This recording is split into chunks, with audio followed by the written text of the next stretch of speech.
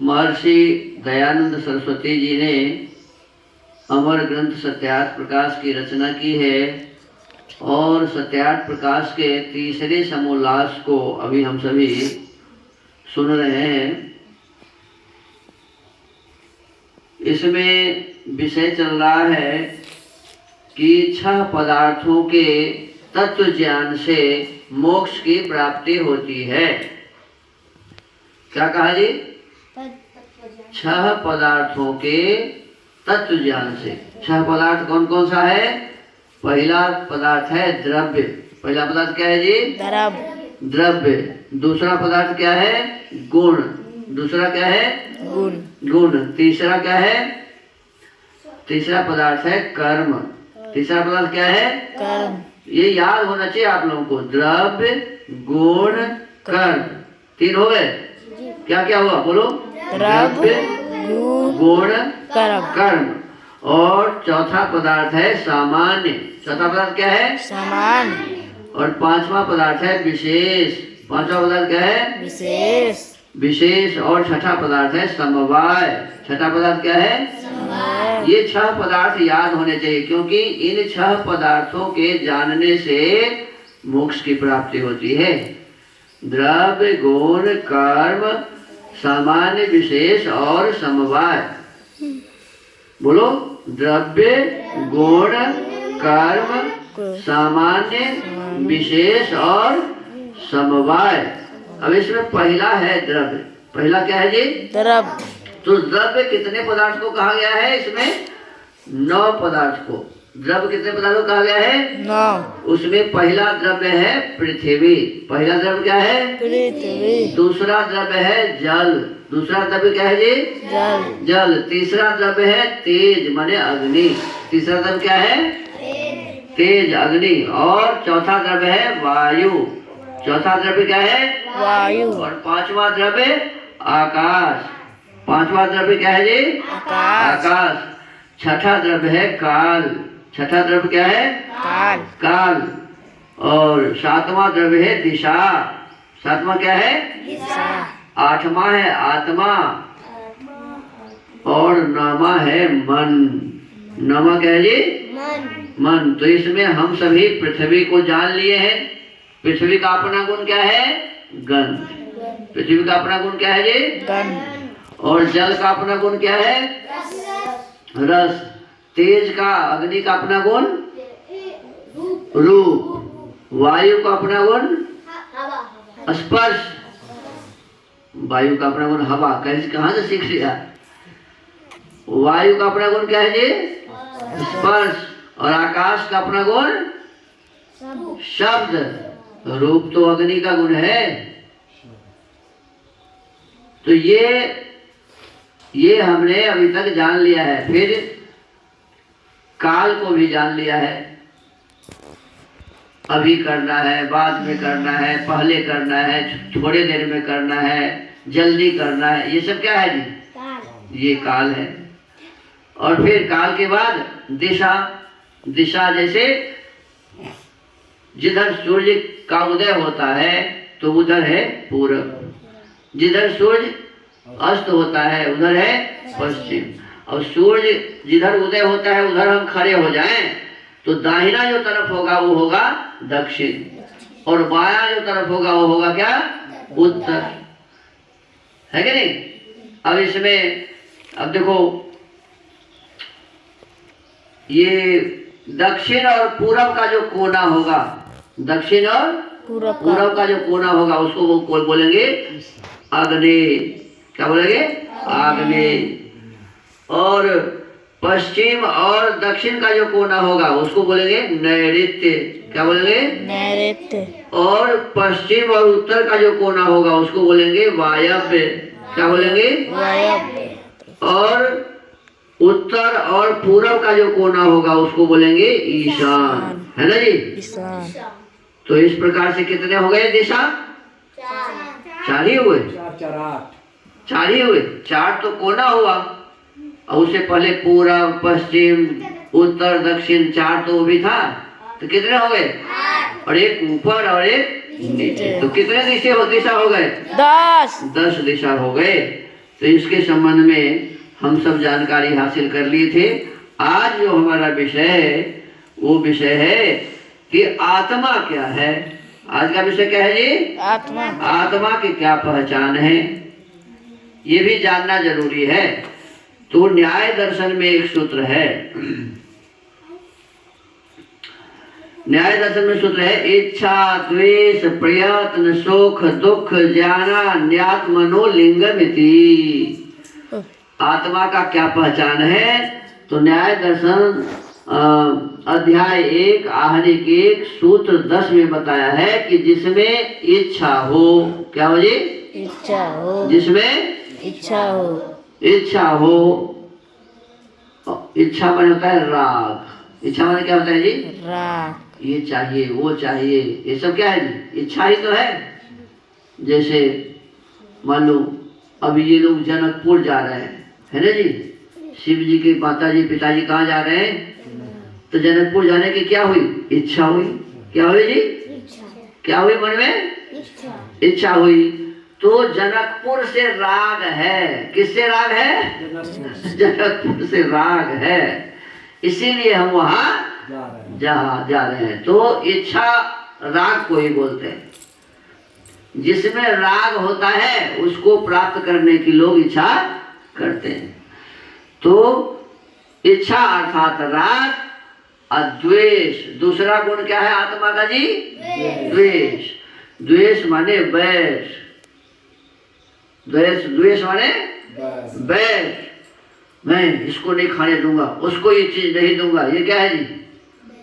वैर। क्या है? उसको ऐसा करूंगा वैसा करूंगा, ये वैर। तो कहते हैं इच्छा और द्वेष दो हुआ। तीसरा है प्रयत्न। तीसरा क्या है जी? जिसको पुरुषार्थ कहते हैं। जिसको क्या कहते हैं?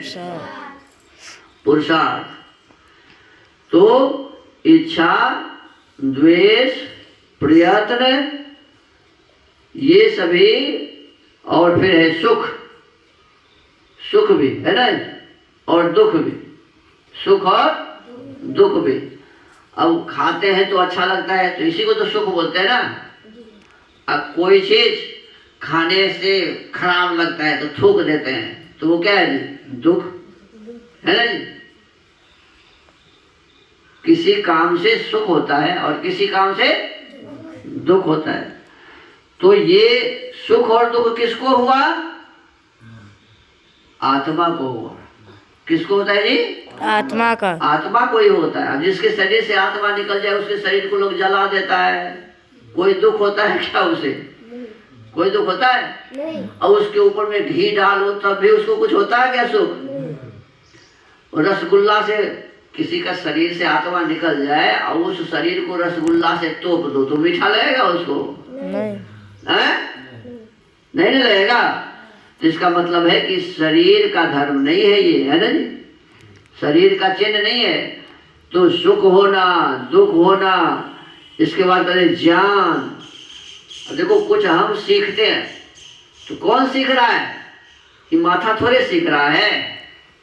कौन सीख रहा है? आत्मा। कौन सीख रहा है? आत्मा। विद्या कौन जान रहा है? आत्मा। विद्या कौन प्राप्त कर रहा है? आत्मा। आत्मा। तो कहते हैं जिसमें इच्छा हो द्वेष हो प्रयत्न हो, माने पुरुषार्थ करता हो, जीव सुख का अनुभव करता हो दुख का अनुभव करता हो और ज्ञान प्राप्त करता हो, तो ये जो गुण जिसमें है वही क्या है जी? जीवात्मा है। ये गुण जिसमें है वो क्या है? जीवात्मा है। इच्छा द्वेष प्रयत्न सुख दुख ज्ञान, ये जिसमें है वो क्या है जी? आत्मा है। आत्मा का पहचान यही है। जिसमें ये होंगे वो क्या होगा? आत्मा। तो हमको आपको विशेष रूप से इसी विषय वस्तु को ध्यान रखना चाहिए। आगे का सूत्र है, इसमें कहते हैं कि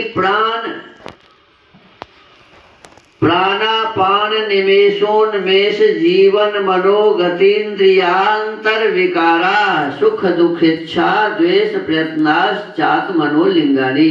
फिर वैशेषिक दर्शन में वो था न्याय दर्शन का सूत्र। अभी पढ़े तो किसका था? न्याय दर्शन का। और आत्मा का पहचान बताया है वैशेषिक दर्शन में भी। वैशेषिक दर्शन अध्याय 3 आहनिक 2 और सूत्र 4, इसमें कहते हैं प्राण माने भीतर से वायु को निकालना। प्राण माने भीतर से वायु को निकालना। अपान बाहर से वायु को भीतर लेना। अपान किसे कहते हैं? बाहर से वायु को भीतर लेना।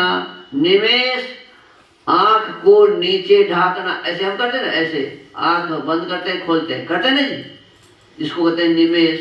ऐसे करते हो ना जी, आंख नीचे ऊपर होता है ना, बंद होता है खोलता है, तो इसको कहते हैं निमेष। आंख को नीचे ढाकना। उन्मेष आंख का ऊपर उठाना माने खोलना। ढकना हुआ निमेष और खोलना हुआ ढकना हुआ, आंख को ढकना हुआ निमेष और उन्मेष माने आंख को खोलना, आंख का ऊपर उठाना। जीवन प्राण का धारण करना। मनन विचार अर्थात ज्ञान की प्राप्ति करना। गति यथेष्ट गमन करना।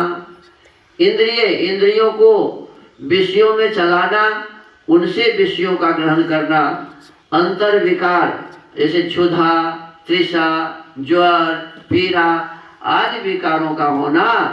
सुख दुख इच्छा द्वेष और प्रयत्न, ये सब आत्मा के लिंग अर्थात कर्म और गुण हैं। देखो इसमें बहुत सारी बातें हैं। न्याय दर्शन में तो मात्र इच्छा द्वेष प्रयत्न और इसके पश्चात में पुरुषार्थ 4 हुए, सुख दुख 6 और ज्ञान 7 है। और इसमें बहुत सारी बातें बताई गई, जैसे श्वास हम खींचते हैं, श्वास छोड़ते हैं, ये किसका लक्षण है? तो कहा जीवात्मा के लक्षण है। फिर कहते हैं कि आंख हम बंद करते हैं खोलते हैं, ये किसका लक्षण है? कहते हैं जीवात्मा का लक्षण है। जीवात्मा आत्मा हम आप जो है उसी को जीवात्मा बोलते हैं, जीवात्मा का लक्षण है। फिर कहते हैं प्राण का धारण करना। प्राण का धारण करना ये जीवात्मा लक्षण है। कहते विचार करना, अपने मन में विचार करना, ये किसका लक्षण है? कहते जीवात्मा का लक्षण है। जीवात्मा न हो तो मन विचार नहीं करेगा। गति करना, चलना। गति करना क्या है जी? ये भी जीवात्मा का लक्षण है। जिसमें गति नहीं है तो फिर वो जीवात्मा नहीं है। फिर कहते यथेष्ट गमन करना और फिर इंद्रियों को विषयों में चलाना।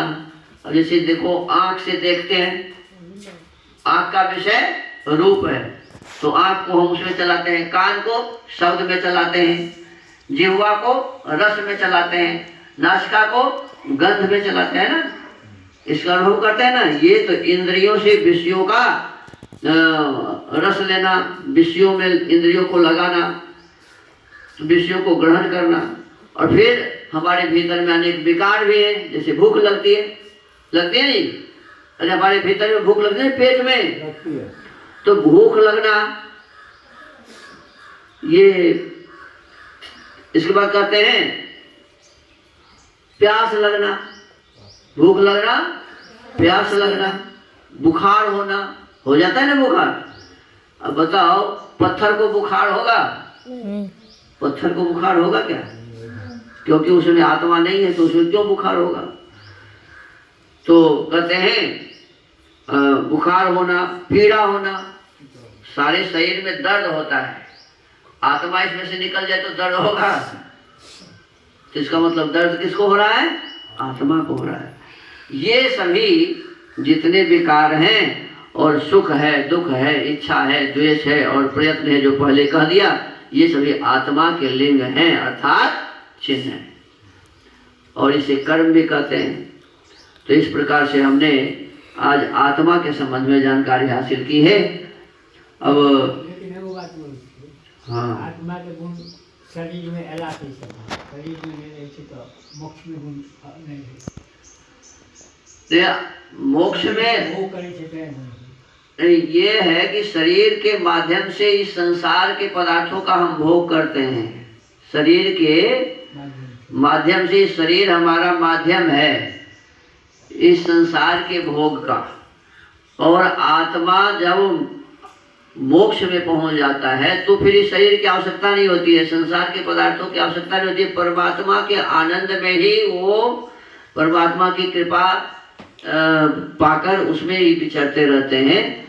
तो उस समय आनंद तो मिलता है, उस समय ऐसा नहीं है कि आनंद नहीं मिलता है, मोक्ष में आनंद मिलता है, लेकिन उसके लिए मन की आवश्यकता नहीं है, उसके लिए शरीर की आवश्यकता नहीं है, उसके लिए इस सांसारिक पदार्थों की आवश्यकता नहीं है।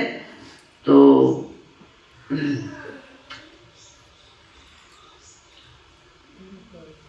अब आज के स्वाध्याय सत्यार्थ प्रकाश स्वाध्याय के क्रम को यही विराम देते हैं। ओम